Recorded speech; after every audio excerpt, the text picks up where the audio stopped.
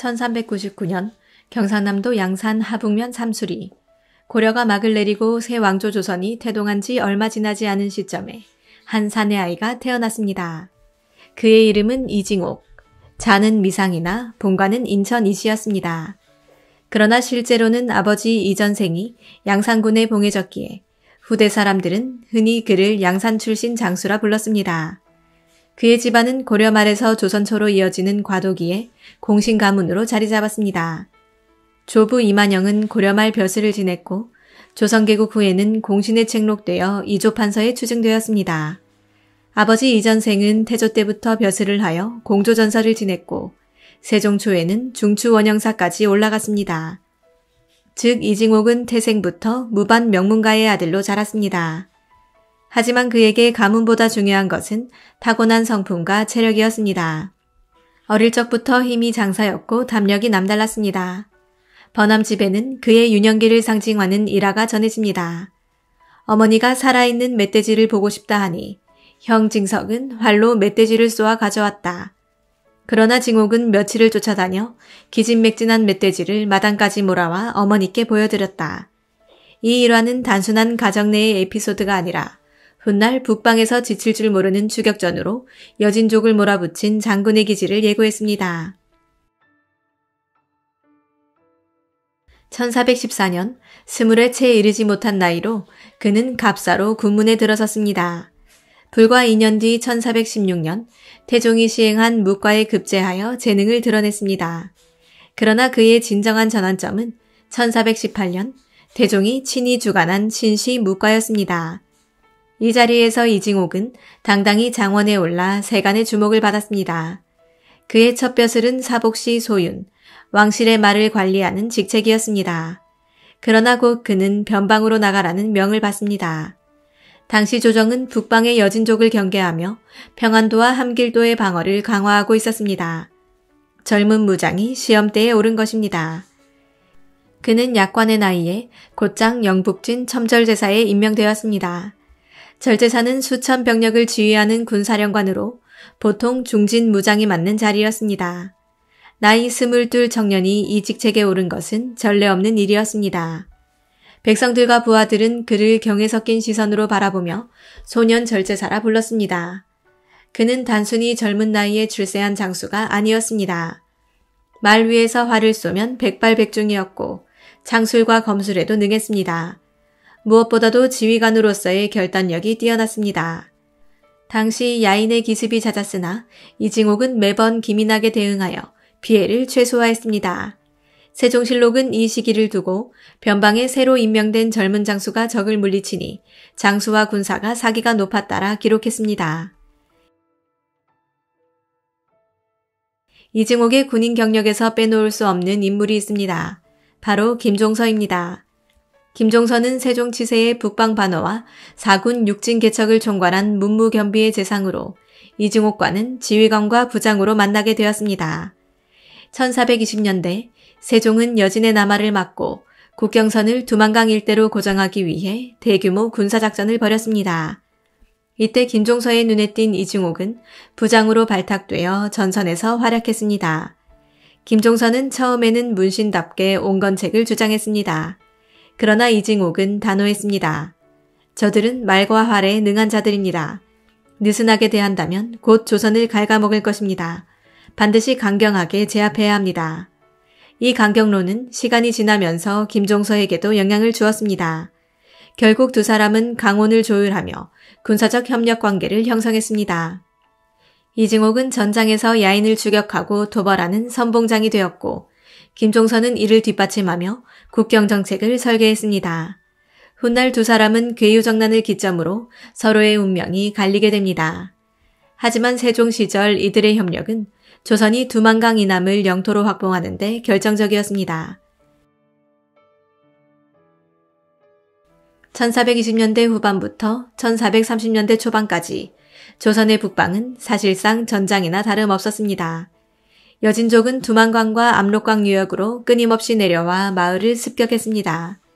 조정은 이를 막기 위해 본격적으로 사군 육진 설치를 추진했습니다. 이 개척의 최전선에 선 인물이 바로 이징옥이었습니다. 그는 회령부 판사, 판경은 도부사, 함길도 도절제사 등을 차례로 역임하며 북방 방어의 핵심에 섰습니다. 세종실록은 1436년 기록에서 이렇게 전합니다. 절제사 이징옥이 군사를 이끌고 야인의 소굴에 들어가 추장을 사로잡아 참하니 야인이 크게 두려워 물러났다. 그의 작전은 단순한 방어에 머물지 않았습니다. 때로는 야인의 본거지까지 깊숙이 침투하여 선제적으로 타격을 가했습니다. 이로써 조선은 두만강 이남 지역에 안정적인 거점을 확보할 수 있었고 세종의 수건사업이었던 육진개척은 완성 단계에 도달했습니다. 무인으로서 그는 야인들에게 어금니 가진 큰 돼지라는 별명으로 불렸습니다. 이는 야인들이 그를 두려워한 나머지 붙인 조롱 섞인 호칭이었습니다. 하지만 실제로는 그만큼 위협적인 존재로 각인되어 있었다는 증거입니다. 이징옥은 단순히 용맹한 무장만은 아니었습니다. 세종실록과 후대의 야사들은 그가 매우 청렴한 인물이었다고 전합니다.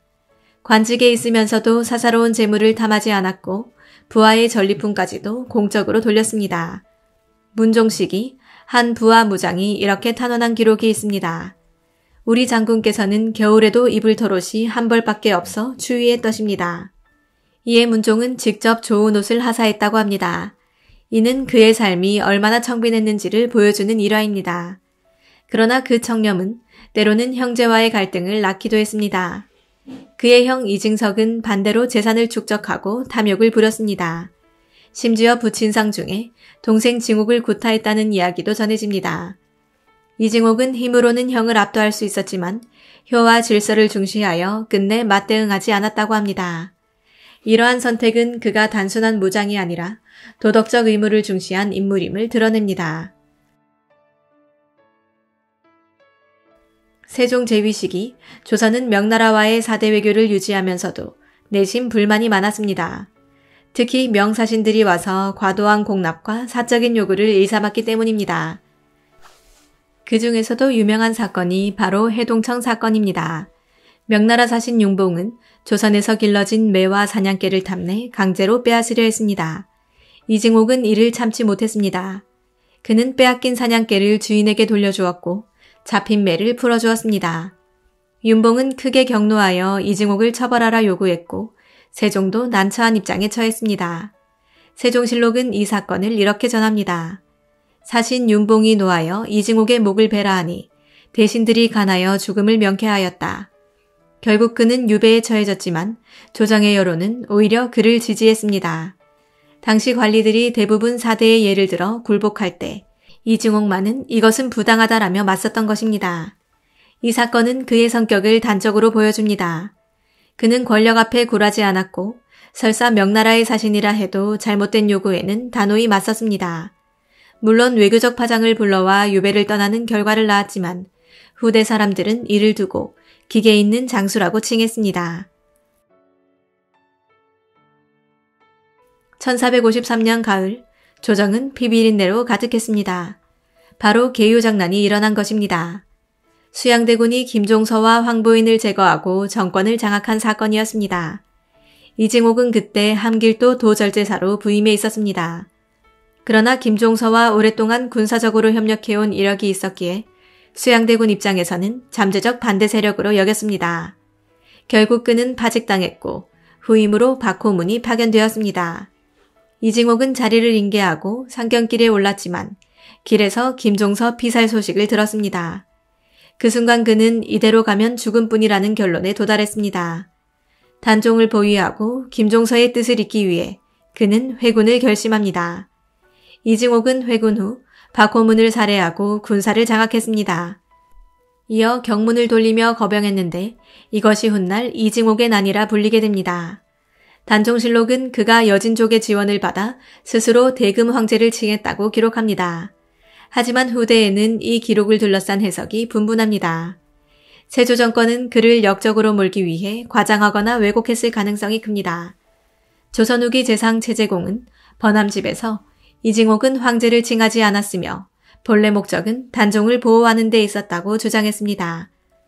즉, 이 난의 성격은 단순한 반란이 아니라 개유정난에 대한 저항이자 단종 보위를 위한 최후의 몸부림이었을 가능성이 있습니다. 이징옥은 두만강 일대에서 세력을 모으며 여진족과 연합하려 했지만 상황은 여의치 않았습니다. 그는 야인들에게 두려움의 대상이었지만 동시에 원한의 대상이기도 했습니다. 결국 기대했던 외부 지원은 오지 않았습니다. 내부의 배신도 치명적이었습니다. 종성부사 정종과 호군 이행검은 그를 배신하고 몰래 습격했습니다. 단종실록은 그의 최후를 이렇게 기록합니다. 정종과 이행검이 병사를 이끌고 습격하니 이징옥이 일어나 싸우다 화살에 맞아 죽었다. 야사에서는 더 극적인 장면이 정해집니다. 그는 깊은 잠에 빠진 틈에 오른팔을 잘렸음에도 칼을 빼앗아 수백 명을 쓰러뜨리고 끝내 화살 세례를 맞으며 쓰러졌다고 합니다. 사실 여부는 확인할 수 없지만 백성들은 그의 용맹한 최후를 이렇게 기억하고 싶었던 것입니다. 그와 함께 거병에 나섰던 두 아들도 목숨을 잃었습니다. 그러나 막내 아들 이여원어는 유모의 등에 엎여 가까스로 피신해 후손을 이어갈 수 있었습니다. 이징옥은 반역자로 낙인 찍힌 채 생을 마감했습니다.